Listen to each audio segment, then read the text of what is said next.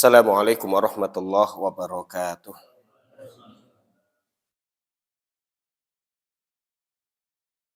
Alhamdulillah, alhamdulillahi hamdan katsiran tayyiban mubarakan fih, kama yuhibbu rabbuna wa yarda. Asyhadu an la ilaha illallah wa asyhadu anna Muhammadan abduhu wa rasuluh sallallahu alaihi wa ala alihi wa sahbihi wa baraka wa sallama amma ba'd. Allahumma anfa'na bima 'allamtana wa'allimna ma yanfa'una warzuqna ilman yanfa'una. Allahumma inna nas'aluka mujibati rahmatik wa azaima maghfiratik wal ghanimata min kulli bir wassalamata min kulli syarr wal fawza bil jannati wan najata minan nar. Ayyuhas syuyukhul kiram, segenap sesepuh Masjid Al-Jihad, Musalla Al-Jihad, yang semoga dirahmati Allah Subhanahu wa taala. Bapak Ibu jamaah salat Maghrib rahimani wa rahimakumullah. Semoga pada malam hari ini kita semua dalam kondisi sehat walafiat.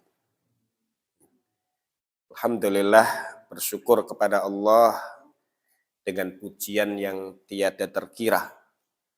Dan siapa yang mengucapkan alhamdulillahi katsira, sebagaimana yang tersebut di dalam hadis yang statusnya hasan li ghairih, yang disebutkan oleh Syekh Al-Albani dalam Sahih At-Targhib, idza qala al-'abdu, apabila seorang hamba mengucapkan alhamdulillahi katsira, segala puji milik Allah dengan pujian yang banyak. Qala Allah Ta'ala, maka Allah Ta'ala berfirman, uktubu li'abdi rahmati katsira. Ya. Yaitu Allah Ta'ala berfirman kepada para malaikatnya, catatlah untuk hambaku ini, ya, rahmatku sangat banyak. Ya. Maka semoga dengan tahmid yang kita baca, pujian-pujian dan sanjungan yang senantiasa menghiasi lisan kita, membukakan rahmat Allah Subhanahu wa taala untuk kita semuanya, terkhusus adalah di antara kita atau di antara para jamaah yang sudah sungguh-sungguh mempersiapkan diri untuk berjumpa dengan Allah Subhanahu wa ta'ala. Ya. Manusia ditinjau, ya, terhadap keimanannya kepada hari akhir secara global terbagi menjadi dua. Pertama, yang ingkar kepada hari akhir sehingga tidak pernah mempersiapkan untuknya, memandang bahwa kematian adalah selesainya kehidupan dunia dan tidak ada kehidupan setelahnya. Maka kesempatan hidup bagi dia hanya di dunia. Oleh karenanya, dia akan maksimalkan untuk menikmati kesenangan-kesenangan dunia. Ya. Ini kelompok pertama. Ya. Merekalah yang disebutkan oleh Allah Subhanahu wa taala dalam surah Yunus ayat yang ke-6, ya, atau yang ke-7. Innal ladzina la yarjuna liqa'ana wa radu bil hayatid dunya watma'annu biha wal ladzina hum an ayatina ghafilun ulaika ma'wahumun naru bima kanu yaksibun.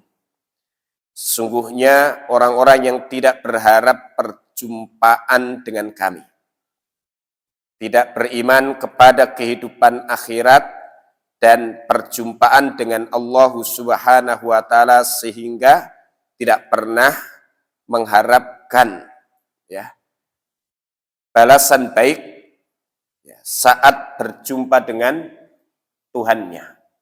Ya. waradu bil hayatid dunya, dan ridho puas dengan kehidupan dunia dan betah tinggal di dalamnya. Ya.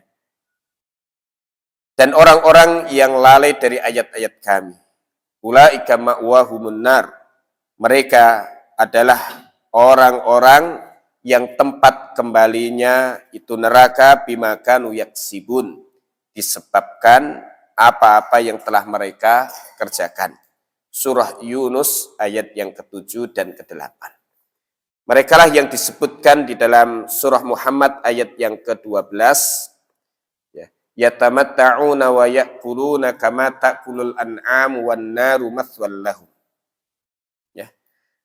Yaitu mereka menikmati, ya, kesenangan-kesenangan dunia dan makan sepuasnya sebagaimana makannya, ya, hewan ternak. Oleh sebab itu, wan naru mathwal lahum, neraka menjadi tempat kembali mereka, menjadi tempat tinggal mereka di neraka. Kemudian kelompok yang kedua, mereka yang beriman kepada hari akhir dan meyakini ada kehidupan setelah kehidupan dunia ini, di mana setiap orang akan mempertanggungjawabkan amal perbuatannya dan akan mendapatkan balasan dari Allah Subhanahu wa taala sesuai amal yang telah dikerjakannya. Imma mendapatkan balasan baik atau mendapatkan siksanya di akhirat. Diyakini betul ini, sehingga neraka benar adanya, dia pun beriman bahwa surga benar adanya. Namun orang-orang yang beriman kepada kehidupan akhirat ini terbagi menjadi 3 bagian. Yang pertama adalah dzalimun li nafsihi, mereka yang mendolimi diri mereka sendiri. Ya. Kemudian yang kedua muqtasid, mereka kelompok pertengahan. Ya. Kemudian yang ketiga adalah sabiqum bil khairati biiznillah, yaitu mereka yang terdepan dalam mengerjakan kebaikan dengan izin Allah Subhanahu wa taala. Ini yang disebutkan dalam surah Fatir ayat yang ke-32. Tsumma awrathnal kitabal ladzina istafaina min ibadina faminhum dzalimun li nafsihi wa minhum muqtasid wa minhum sabiqum bil khairati biiznillah, dzalika huwal fadlul kabir. Sudah ketemu terjemahannya, Mas?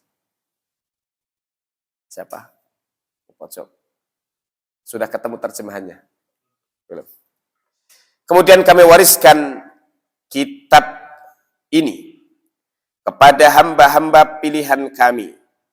Lalu di antara mereka ada yang dzalimun li nafsih, mendolimi diri mereka sendiri. Iman kepada Al-Quran, di antara yang paling banyak disebutkan dalam Al-Quran adalah iman kepada hari akhir. Iman kepada kehidupan akhirat. Mereka pun beriman.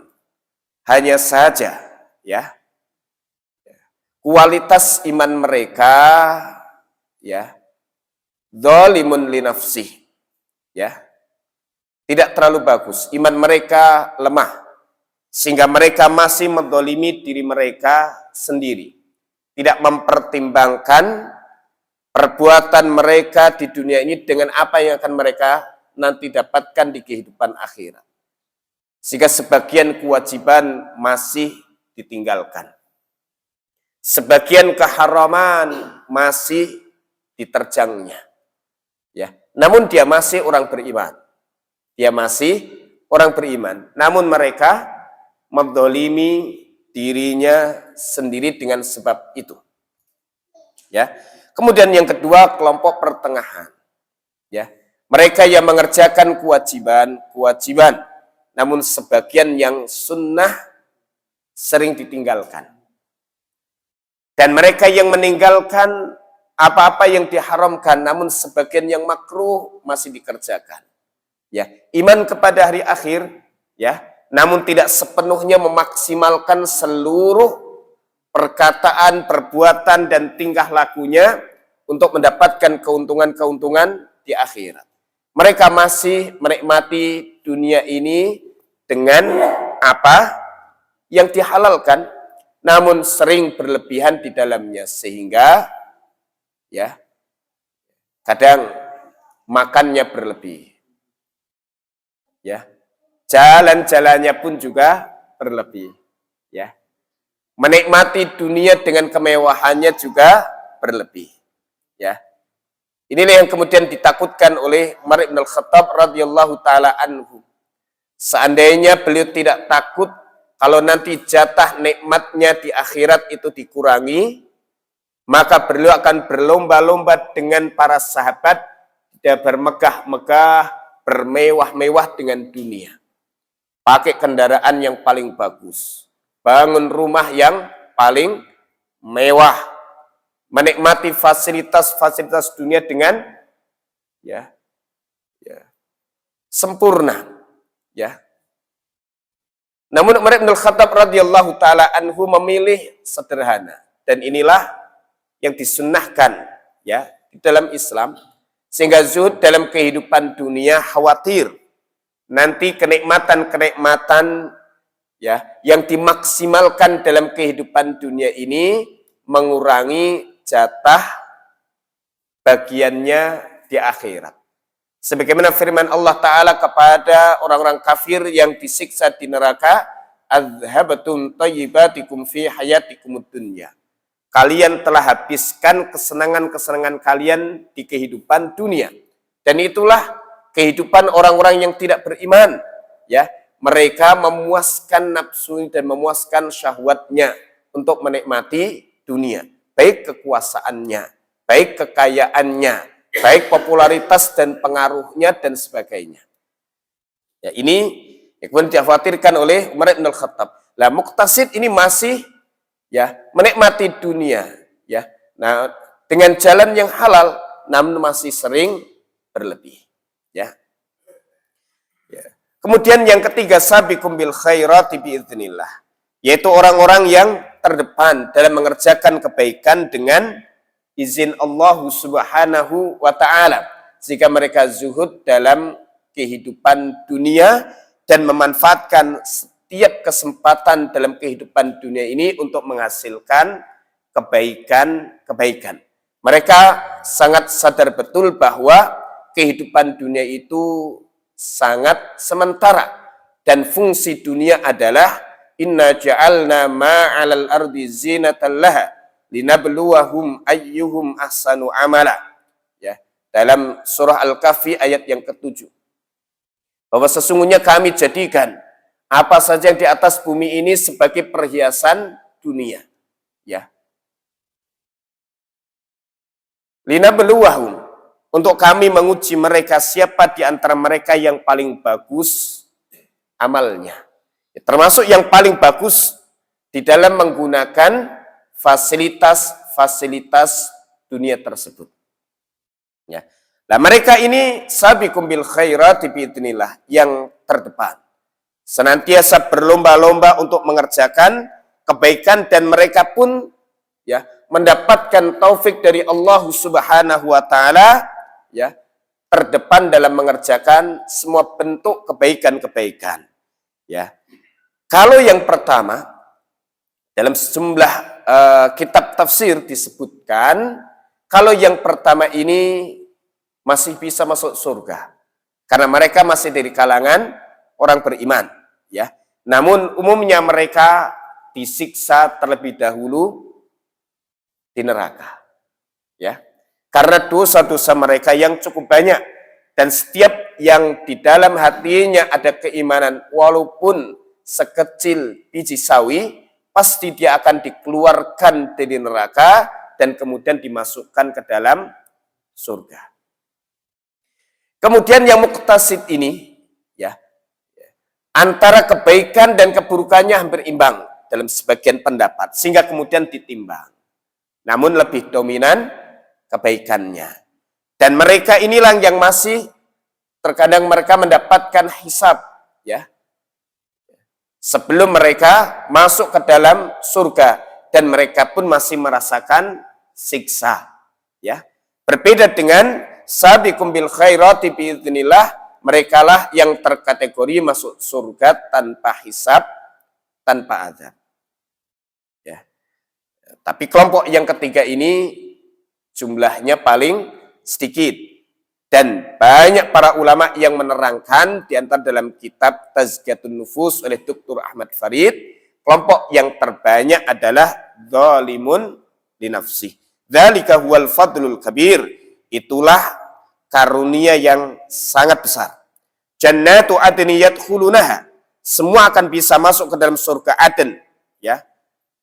Yuhallawna fiha min asawira min dhahabi wa lu'lu'aha. Dan mereka akan dipakaikan perhiasan-perhiasan, gelang-gelang dari emas dan mutiara. Walibasuhum fiha harir. Sementara baju mereka terbuat dari sutra. Waqalu, dan mereka mengucapkan di dalam surga itu, alhamdulillahilladzi azhaba annal hazan. Segala puji milik Allah yang telah menghilangkan dari kami segala bentuk kesedihan-kesedihan. Inna rabbana la ghafurun syakur. Sesungguhnya Tuhan kami adalah maha pengampun lagi maha balas budi. Ini di ayat yang ke-34 adalah salah satu, ya, dari tahmidnya ahlul jannah. Dan di beberapa ayat disebutkan ucapan tahmid ahlul jannah.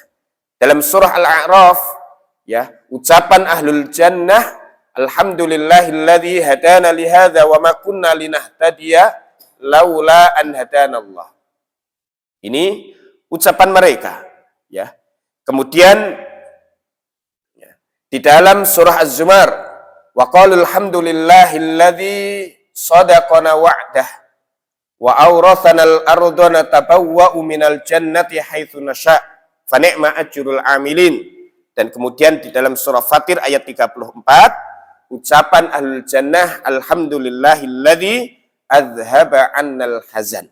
Ini sekaligus harus menjadi satu motivasi bagi kita semuanya, ya, untuk menjadi, ya, ahlut tahmid, untuk menjadi para alhammadun, orang-orang yang banyak memuji Allah Subhanahu wa taala, karena ahlul jannah salah satu sifat mereka adalah banyak memuji Allah Subhanahu wa taala.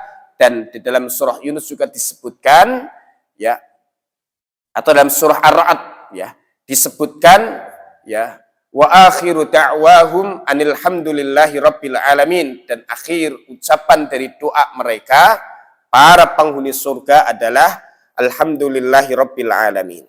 Nah, ini terkait dengan tema yang bulan lalu telah kami sampaikan, agar kita menjadi orang-orang yang banyak memuji Allah Subhanahu wa taala.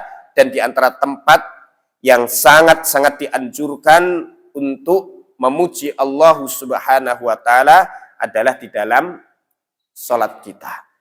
Dan terkhusus, ya, tahmid, ya, yaitu mengucapkan alhamdulillah, ya, dan bersemangat untuk menjadi alhammadun, orang-orang yang banyak memuji Allah Subhanahu wa taala, ya, harus ada pada diri kita yang secara usia, ya, umumnya sudah dekat perjumpaan dengan Allah Subhanahu wa taala, ya. Maka tema pada malam hari ini adalah amal-amal di akhir hayat Rasulullah sallallahu alaihi wasallam, mengingat kita sudah memasuki bulan Rabiul Awal. Malam hari ini tanggal berapa, Pak? Tanggal 3 atau tanggal berapa? Seperti tanggal 1 hari Kamis, ya, kemudian Jumat 2, Sabtu 3, Ahad 4, sekarang sudah masuk Yaumul Itsnain, ya, hari Senin, yaitu tanggal 5 Rabiul Awal, ya. dan Rasulullah Shallallahu Alaihi Wasallam wafat di hari Senin. Ya, pendapat yang terkuat adalah di 12 Rabiul Awal tahun 11 Hijriyah. Dan ketika memasuki Rabiul Awal, maka beliau Sallallahu Alaihi Wasallam ya sedang sakit atau sudah mulai merasakan sakit. Dan sakit yang beliau rasakan itu 2 kali lipat beratnya dibandingkan dengan sakitnya salah seorang kita. Sehingga jangan diidentikan bahwa orang soleh itu tidak bisa sakit. Ya. Atau saat menjalani kesolehan, lalu jangan merasa bahwa dengan itu lalu tidak akan diuji dengan sakit. Atau jangan sampai kemudian memiliki satu persepsi atau penilaian, satu kesimpulan. Bahwa orang yang menderita sakit berat berarti dia tidak soleh. Kan ada yang begitu, orang soleh kok sakitnya begitu. Lalu menilai sakit yang diderita oleh seseorang itu dikaitkan dengan kesolehan. Kalau dia sakitnya berat, berarti tidak soleh. Kalau jarang sakit, berarti dia soleh. Orang soleh begitu, jarang sakit. Kalau ukurannya jarang sakit, maka yang paling soleh adalah Fir'aun. Fir'aun dalam sejarahnya hampir tidak pernah sakit. Betul, Pak? Ya. Jadi jangan punya persepsi bahwa orang soleh itu tidak bisa sakit. Atau kalau sakit, jangan merasa bahwa saya ini berarti tidak soleh. Atau jangan sampai menilai orang kalau ada orang kok sakit parah berarti itu ibadahnya nggak benar. Ya, jalan kesolehannya tidak benar. Ya, kesimpulannya jangan sampai seperti itu. Baik, barakallahu fikum. Ya. Hari-hari akhir Rasulullah Sallallahu Alaihi Wasallam pun juga ya diiringi dengan sakit, ya. Dan sakit beliau itu dimulai sejak akhir Safar, ya. Sekira tanggal 28 atau 29 Safar. Ini yang tertulis di dalam Ar-Rahiqul Makhtum, ya. Yang sebagian riwayat disebutkan sakit beliau itu ketika pulang dari menguburkan jenazah di Baqi. Di sebagian riwayat, ya, sakitnya beliau itu dimulai setelah pulang dari Baqi, dari kuburan Baqi, ya, yang dekat Masjid Nabawi. Ya. Kalau zaman dulu belum ada lampunya, jadi gelap, ya. Beliau ziarah kubur malam hari ditemani oleh Maula, ya, yaitu mantan budaknya, yaitu budak yang beliau beli kemudian dimerdekakan dan perwaliannya itu dinisbatkan kepada Rasulullah sallallahu alaihi wasallam, dan maka dikenal dengan Maula Rasulullah sallallahu alaihi wasallam. Ini budak yang perwaliannya jatuh kepada Rasulullah Sallallahu Alaihi Wasallam, atau istilah kita mantan budak beliau, tapi masih berkhidmah kepada Rasulullah Sallallahu Alaihi Wasallam. Maka diriwayatkan di dalam Sirah Ibnu Hisham dan beberapa kitab sirah lainnya, ya.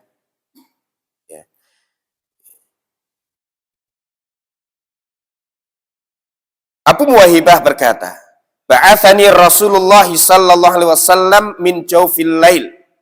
Ya, Nabi SAW memerintahkan kepadaku di tengah malam.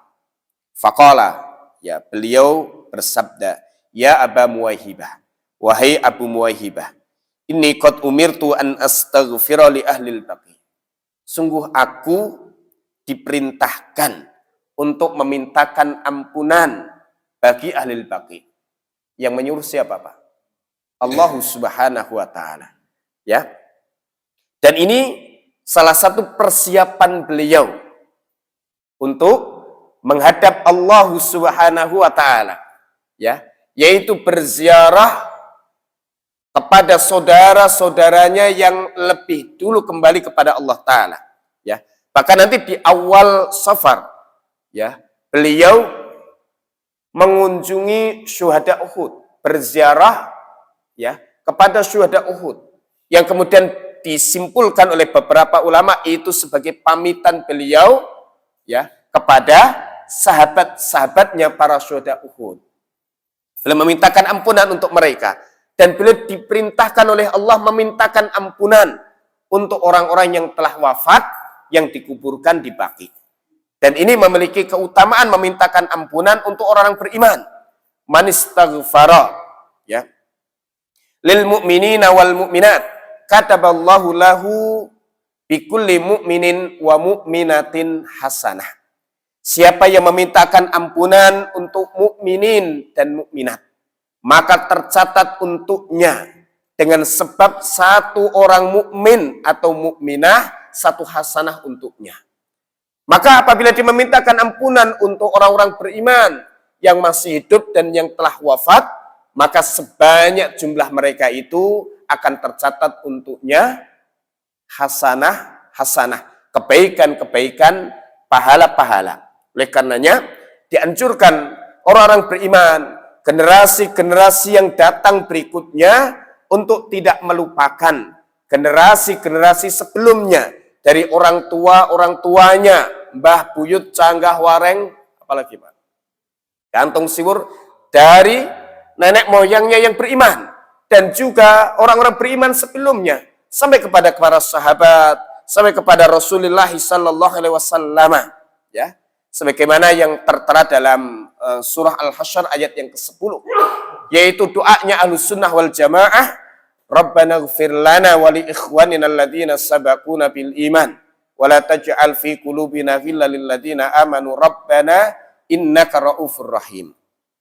Namun perintah ini, Bapak Ibu rahimakumullah, nanti memiliki banyak hikmah. Beliau diperintahkan memintakan ampunan untuk Ahlul Baqi. Kalau beliau di rumahnya lalu memintakan ampunan untuk Ahlul Baqi, bisa atau tidak, Pak? Bisa. Tetapi perintah ini mengandung untuk ziarah kepada Ahlul Baqi. Dan ini salah satu anjuran untuk ziarah kubur. Sehingga memintakan ampunan untuk Ahlul Maqabir ini akan lebih terasa, terutama orang tua kita yang telah tiada, ya. Maka Mas Seno termasuk ziarah kubur ke makam Pak Arifin, ya. Nanti ketika memintakan ampunan di samping kuburnya akan lebih terasa hati ini saat memintakan ampunan untuk orang yang kita ziarahi dan juga kaum mukminin, ya, yang ada di pekuburan, ya. Di samping itu nanti ada hikmah lainnya, yaitu untuk mengingatkan kepada kematian. Jadi Nabi SAW akhir hayat beliau, ya, kurang lebih 15 hari, ya, 15 hari sebelum beliau wafat, beliau ziarah kubur ke Baqi, dan ziarahnya malam hari, ya, ziarahnya malam hari yang tersebut di dalam Ar-Rahiqul Makhtum, wa kharaja lailatan, beliau keluar di malam hari, fi muntasafiha, di pertengahan Safar, ilal Baqi, menuju Baqi, yaitu untuk ziarah kubur. Fastaghfara lahum, lalu kemudian beliau memintakan ampunan untuk Ahlul Baqi. Ini yang ditulis oleh Syekh Safiyur Rahman Al-Mubarakfuri. Selanjutnya dari riwayat yang tertera dalam Sirah Nabawiyah Ibnu Hisham, ya. Fantalik ma'i, beliau bersabda, wahai Abu Muwahibah, mari pergi bersamaku. Fantolak tu ma'ah, lalu Abu Muwahibah mengatakan, lalu aku pergi bertolak bersama Rasulullah sallallahu alaihi wasallam, falamma waqafa baina adhurihim qal, saat beliau, ya, berdiri di hadapan kuburan-kuburan Baqi itu, beliau mengucapkan salam, assalamualaikum ya ahlal maqabir, ya, assalamualaikum ya ahlal maqabir. Maka nanti redaksi salam saat ziarah kubur itu beragam, tidak satu bentuk. Intinya adalah salam. Assalamualaikum ya ahlal maqabir. Itu saja sudah cukup. Dan itu termasuk salam kepada ahli kubur. Atau assalamualaikum ya ahlat diyar minal mu'minin wal mu'minat. Ya. Bolehkah ditambah dengan wal muslimin wal muslimat? Boleh. Ya. Wa inna insyaallah bikum lahikun nas'alullaha lana walakumul afiyah. Boleh juga. Atau mencukupkan assalamualaikum ya ahlat diyar minal mu'minin wal muslimin. Boleh juga. Ya. Jadi redaksinya itu beragam. Nanti kalau dikumpulkan salam saat ziarah kubur, redaksinya beberapa bentuk. Salah satunya ini adalah assalamualaikum ya ahlal maqabir. Salam kesejahteraan untuk kalian wahai para penghuni kubur. Ya. Liyahnalakum ma asbahtum fihi mimma asbahan nasu fihi. Berbahagialah ya dengan keadaan yang sekarang kalian jalani daripada orang-orang yang masih hidup. Jadi belum mengucapkan yang sudah meninggal dunia, selamat untuk kalian sudah meninggal duluan. Daripada yang masih hidup belakangan. Akbalatil fitan, kakito'il lailil mudlim. Akan datang fitnah yang bertubi-tubi seperti potongan malam gelap gulita. Ya. Yatba'u akhiruha awwalaha. Fitnah yang akhir mengikuti yang awal. Ya, wal akhiratu syarrun minal ula. Sementara fitnah yang terakhir itu lebih buruk daripada yang pertama. Maka sepeninggal beliau apa yang terjadi, Pak? Perebutan kekuasaan di Bani Saqifah. Ini biasanya kalau city tour di Madinah diberitahu samping museum Asmaul Husna, ya, sampai itu nanti ada tempat dulu Bani Saqifah para sahabat itu berembuk sepeninggal Nabi SAW siapa yang akan memimpin kaum muslimin. Kemudian di zaman Abu Bakar, zaman Umar, kemudian zaman Utsman timbul fitnah sampai kemudian Utsman terbunuh. Di zaman Umar pun juga demikian, ya. Umar ditusuk dari belakang saat memimpin salat. Kemudian di zaman Ali terjadi perpecahan luar biasa, ya. Ya, sehingga beliau kemudian mengucapkan selamat berbahagia untuk yang sudah wafat. Ya. Ini salam beliau kemudian tsumma aqbala alayya faqal. Nabi SAW ya menoleh kepadaku. Kemudian beliau bersabda, "Ya Aba Muwahibah, wahai Abu Muwahibah, inni qad utitu mafatiha khazainid dunya wal khulda fiha tsummal jannah." Sungguh aku telah diberi kunci-kunci perbendaharaan dunia, kunci-kunci kekayaan dunia, wal khulda fiha dan kekekalan di dunia, ya, tsummal jannah kemudian masuk surga. Fakhuyyirtu baina dzalik, aku diberi pilihan antara memilih itu wa baina liqa'i rabbi wal jannah, atau memilih berjumpa dengan Tuhanku dan mendapatkan surga. Ya. Abu Weda mengatakan, ya bi abi anta wa ummi. Bapak dan ibuku sebagai tebusan untukmu ya Rasulullah. Fakhud mafatiha khazainid dunya wal khulda fiha tsummal jannah. Ambillah kunci-kunci perbendaharaan dunia, kunci-kunci kekayaan dunia dan kekekalan di dalamnya, kemudian engkau masuk surga. Yaitu impian kita semua, Pak. Ya, hidup lama, bergelimang harta, berkuasa, ya. Ya, kemudian ya, nanti kalau mati masuk surga. Masya Allah. Ini kalau jamaah Al-Jihad yang diberi pilihan, tawaran ini saya yakin milihnya ini semuanya, gitu kan. Ini pelajaran yang sangat berharga, ya. Lalu beliau menjawab, ya, la wallahi ya Aba Muwahibah, tidak, demi Allah wahai Abu Muwahibah, laqad ikhtartu liqa'a rabbi wal jannah. Sungguh aku telah memilih berjumpa dengan Tuhanku dan mendapatkan surga. Sumastaghfar li ahlil baqi. Kemudian beliau memintakan ampunan untuk ahlul baqi, suman sarafa. Kemudian beliau bertolak atau beliau pulang. Fabada'a bi Rasulillah sallallahu alaihi wasallam wa ja'ahu alladhi qabadahu Allahu fihi. Maka sejak itu beliau mulai sakit, ya. Ya, sampai kemudian Allah Subhanahu wa taala mencabut nyawa beliau. Ya, ini sebelum Rasulullah sallallahu alaihi wasallam ya mengalami sakit, ya.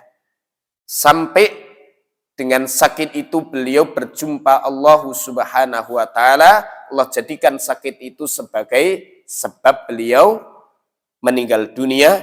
Namun sebelum beliau sakit, sebenarnya beliau telah diberitahu oleh Allah taala bahwa ajal beliau itu sudah dekat. Yang sering kami sampaikan di pertengahan hari tasyrik, ya, di haji wada yang beliau jalani, ya, di tahun 10 Hijriyah, karena wafatnya Rabiul Awal 11 Hijriyah, sehingga hajinya masih di tahun 10 Hijriyah. Diturunkan surah An-Nasr, ya. Idza jaa nasrullahi wal fathu wa ra'aitan nasa yadkhuluna fi dinillahi afwaja fasabbih bihamdi rabbika wastaghfir innahu kana tawwaba. Dan sebelum itu diturunkan ayat yang ketiga dari surah Al-Maidah, al-yauma akmaltu lakum dinakum wa atmamtu 'alaikum ni'mati wa raditu lakumul Islam madina.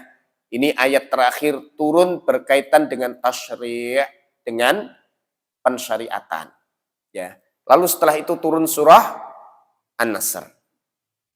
Dan Abu Bakar As-Siddiq radhiyallahu taala anhu ketika turun surah Al-Maidah ayat ketiga, beliau sudah menyadari bahwa dengan turunnya ayat itu syariat telah sempurna, yang berarti tugas Rasulullah SAW itu sudah selesai dan berarti beliau akan kembali kepada Allah Subhanahu wa taala.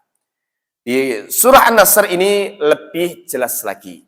Ya, beliau sampaikan kepada Ibnu Abbas radhiyallahu taala anhuma bahwa ini kabar berita, pesan dari Allah taala kepada Rasulnya, ajal sudah dekat. Maka hendaknya bersiap-siap dengan apa? Dengan memperbanyak zikir. Fasabbih bihamdi rabbika wastaghfir innahu kana tawwaba. Sehingga kemudian beliau memperbanyak di kesehariannya subhanallah wa bihamdih astaghfirullah wa atubu ilaih, dan juga memperbanyak dalam kesehariannya subhanakallahumma wa bihamdika allahumma gfirli. Seperti bacaan dalam rukuk dan sujud. Dan dalam rukuk dan sujud sebagian riwayat ditambahkan rabbana. Subhanakallahumma rabbana wa bihamdika Allahumma gfirli. Ya. Subhanakallahumma rabbana. Maha suci engkau wahai Tuhan kami. Wahai Allah, ya, Tuhan kami. Wa bihamdika, dan segala puji bagimu. Allahumma gfirli, ya Allah ampuni aku. Sehingga dalam rukuk dan sujudnya beliau membaca tasbih, beliau membaca tahmid, dan beliau minta ampun kepada Allah Subhanahu wa taala, mengamalkan isi surah An-Nasr. Ini yang diriwayatkan oleh Imam Bukhari dan Muslim dari jalur Aisyah radhiyallahu taala anha, dan itu dibaca pada rukuk dan sujud. Dan beliau banyak memuji Allah Subhanahu wa taala. Maka kalau dikaitkan dengan tema sebelumnya bahwa menjadi al-hammadun ini sangat mendesak, terutama bagi yang secara usia sudah dekat perjumpaan dengan Allah Subhanahu wa taala. Memuji atas apa? Di antara memuji atas nikmat umur panjang. Kesempatan lebih yang Allah beri untuk beramal saleh. Ya. Karena amal itu masih berlaku sepanjang orang masih hidup. Ya, maka dengan panjang umur berarti nikmat yang Allah berikan itu jauh lebih banyak. Ya. Dan ya, ketemunya dia dengan ayat-ayat Allah yang semakin membuat dia beriman dan mengagungkan Allah pun juga lebih sering. Maka dengan sebab itu hendaknya dia menjadi orang yang banyak memuji Allah Subhanahu wa taala. Nah, terutama nanti ketika sakit. Ya. Yang ini biasanya penyakit orang yang sakit melihat sakit itu hanya bergelimang apa Pak? Musibah, penderitaan. Seolah di balik itu tidak ada nikmat dari Allah Ta'ala, sehingga terkadang banyak ada orang yang di akhir hayatnya diuji dengan sakit, lalu kemudian dia berputus asa. Dan ini pernah kami temuin, sampai anaknya curhat cukup panjang, ya ibu saya sekarang nggak mau sholat saat katanya kenapa dulu saya sudah rajin ibadah begini, tapi kenapa sekarang kok saya diuji sakit seperti ini. Ada seperti itu. Ya, maka karena melihat sakit itu hanya sebenarnya penderitaan, padahal di situ ada hikmah yang sangat istimewa. Dan nanti Rasulullah Sallallahu Alaihi Wasallam di akhir hayatnya juga mengalami sakit yang ya cukup berat. Ya, tadi dimulai dari beliau pulang dari Baqi, yang sakit beliau itu kurang lebih 13 sampai 14 hari. Ya, maka disebutkan dalam beberapa riwayat, ya. Sudah Isya. Sudah masuk atau belum? Belum. Ya. Ummul Mukminin Aisyah radhiyallahu taala berkata tentang sakitnya Rasulullah sallallahu alaihi wasallam, "Ma ra'aitu rajulan asyaddu alaihi al-waja' min Rasulillah sallallahu alaihi wasallam." Aku tidak pernah melihat seseorang yang sakitnya itu sangat berat daripada Rasulullah sallallahu alaihi wasallam. Hadits riwayat Muslim. Sampai saat beliau sakit itu sampai pingsan. Ya, dan beberapa kali beliau pingsan. Bahkan masuknya di hari Kamis, ya.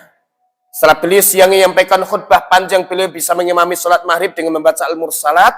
Lalu ketika antara maghrib dan isya beliau pingsan. Ya. Dan ketika akan memimpin sholat, ya, ketika pingsan itu kemudian beliau siuman, lalu minta diguyur air. Lalu kemudian setelah itu beliau ingin berdiri sholat isya, lalu jatuh pingsan lagi. Siuman, diguyur air lagi. Setelah itu beliau ingin bangkit pergi ke masjid, pingsan lagi. Itu beratnya sakit yang dirasakan Rasulullah Sallallahu Alaihi Wasallam, sampai kemudian itu sholat terakhir yang beliau ikuti bersama para sahabat di sholat isya-nya sudah tidak bisa sholat lagi sampai beliau berjumpa Allah Subhanahu wa taala. Maka nanti ada beberapa bentuk sakitnya Rasulullah SAW, dan nanti kita akan lanjutkan sebentar setelah adzan isya. Barakallahu fiik. Alhamdulillah. Wassalatu wassalamu ala Rasulillah wa ala alihi wa sahbihi wa mawalah amma ba'd. Malam hari ini Pak Bambang masih di Kebumen, ngunduh mantu. Ini kira jamaah al-jihad ikut diundang ke sana. Ya. Baik. Bapak Ibu rahimakumullah, di tahun ini nanti catatan tarikh atau catatan tanggal itu hampir mirip dengan tanggal Rasulullah SAW wafat. 12 Rabiul Awal juga jatuh pada hari Senin, ya. Maka kalau sekarang ini hari Senin, nanti di hari Rabu, ya beliau itu masih menyampaikan khutbah terakhir yang cukup panjang. Maka di malam Kamis, maghribnya masih sholat, tapi isya'nya sudah tidak bisa sholat. Nah, ini banyak sekali pelajaran-pelajaran dari Rasulullah SAW di akhir hayat beliau, dan beliau mengalami sakit yang sangat berat sebelum wafat. Sakit beliau antara 13 sampai 14 hari, kurang lebih 2 pekan. Itu yang disebutkan dalam banyak kitab sirah. Ya.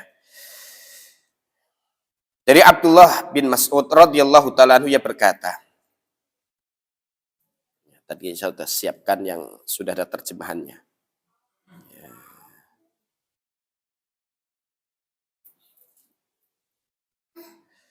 Dakhaltu ala Rasulillah sallallahu alaihi wasallam wa huwa yu'aku aku masuk menemui Rasulullah Sallallahu Alaihi Wasallam dan beliau sedang merasakan sakit atau menderita sakit, bahasa kita meriang, ya, sakit. Fakultu ya Rasulullah la tu'aku wa'kan syadidah. Ya Rasulullah, engkau sakit dengan sakit yang sangat berat. Apa istilahnya apa Pak kita? Ya, sakit parah. Ya, kelihatan sangat berat sekali. Qala, beliau menjawab, ajal, betul. Inni u'aku kama yu'aku rajulani minkum. Aku ini merasakan sakit, ya, 2 kali lipat, ya, seperti yang dirasakan oleh 2 orang kalian. Itu rasa sakit yang dialami Rasulullah Sallallahu Alaihi Wasallam, sehingga kalau pusing, pusingnya itu beneran, sampai beliau jatuh pingsan. Ya. Dzalika anna laka ajraini. Ya, lalu Ibnu Mas'ud mengatakan, oh, karena yang demikian itu engkau mendapatkan pahala 2 kali lipat. Beliau menjawab, ajal, betul. Ya. Dzalika kadzalik, ya. Ma min muslimin yusibuhu adzan syaukatun fama fawqaha illa kaffarallahu biha sayyiatihi kama tahuttu syajaratu waraqaha. Beliau menjawab, benar, seperti itulah. Dan tidaklah seorang muslim yang tertimpa suatu musibah, penyakit, atau yang lainnya, ya, melainkan Allah akan menghapuskan kesalahan-kesalahannya sebagaimana pohon yang menggugurkan dedaunannya. Ya, sampai syaukatun, ya, seseorang yang tertusuk duri, maka itu akan menjadi kafarah, penghapus kesalahan-kesalahannya, ya, sebagaimana, ya, tahutu syajaratu waraqaha, pohon yang menggugurkan dedaunannya, terutama di musim kemarau, ya, yang paling sering menggugurkan daunnya pohon apa Pak? Pohon jati, ya, menggugurkan daunnya. Seperti itulah sakit itu merontokkan, menggugurkan dosa-dosa dan kesalahan, ya, orang tersebut.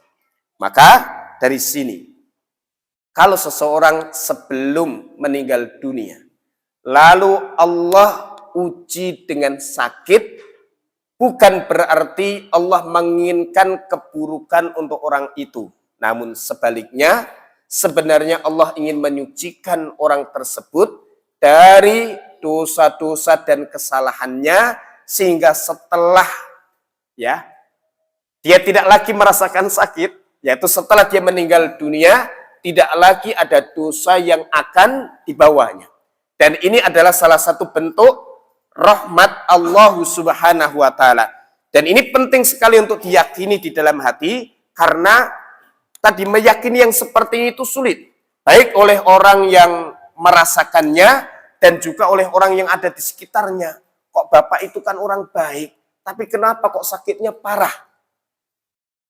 Kalau ada yang berkesimpulan seperti itu, jawab, Rasulullah SAW sakitnya 2 kali lipat dibandingkan orang lain. Bahkan beliau pingsan berkali-kali dalam sakit yang beliau cerita. Bahkan dari mulai tadi Kamis, dari malam Kamis itu, dari Kamisnya, Jumat, Sabtu, Ahad, dan terakhir sholat subuh di hari Seninnya, beliau tidak lagi bisa pergi ke masjid. Ya. Padahal beliau kalau masih bisa dipapah, beliau dipapah. Tapi beliau tidak bisa ke masjid, menunjukkan sakitnya sangat berat. Dan ini nanti 3 hari sebelum wafatnya, Rasulullah Sallallahu Alaihi Wasallam berpesan, ala la yamutu ahadum minkum illa wa huwa yuhsinu dhanna billah. Ingatlah, jangan sampai salah seorang kalian meninggal dunia kecuali dia berbaik sangka kepada Allah Ta'ala. Kalau dia berkesimpulannya ini hukuman dari Allah Ta'ala atas dosa dan kesalahanku, maka itu akan menjadi hukuman atasnya. Tapi kalau dia berpandangan ini kasih sayang Allah kepadaku untuk menyucikan semua dosa dan kesalahan, agar nanti ringan di kehidupan berikutnya, maka itu akan menjadi betul-betul menjadi rahmat baginya. Inilah pentingnya kita berbaik sangka kepada Allah Subhanahu wa Ta'ala. Karena Allah Ta'ala berfirman, Ana inda dzanni abdi bi. Aku ini sesuai dengan prasangka hambaku, dan yang seperti ini Bapak Ibu rahimakumullah tidak ringan. Kecuali orang-orang yang betul-betul menghadirkan kesadarannya dan Allah memberikan taufik supaya dia tetap husnudzon kepada Allah Subhanahu wa taala. Ini sebagian amal yang dikerjakan Rasulullah SAW di akhir hayat beliau, dan masih ada beberapa amal lain yang tidak cukup untuk disampaikan antara maghrib dan isya, ya karena memang kandung yang begitu sangat istimewa, dan salah satunya adalah beliau mengutamakan akhirat daripada dunia. Demikianlah kita yang kemudian terus ya ingat kepada akhirat dan mempersiapkan diri untuknya, jangan sampai terbuai oleh dunia dengan gemerlapnya, hiruk pikuknya dan seterusnya.